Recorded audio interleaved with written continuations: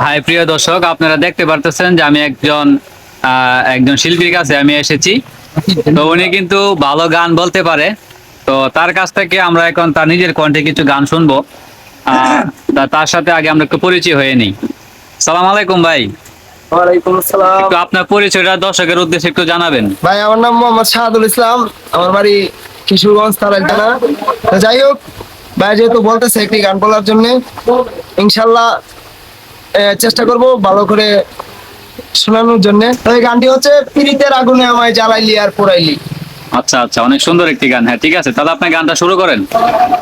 পীড়িতের আগুনে আমায় জ্বালাইলি আর পোড়াইলি, পীড়িতের আগুনে আমায় জ্বালাইলি আর পোড়াইলি, পুইরা পুইরা বানাইলি সালি, প্রাণ বন্ধু রে তুই কি করলি, পুইরা পুইরা বানাইলি সালি,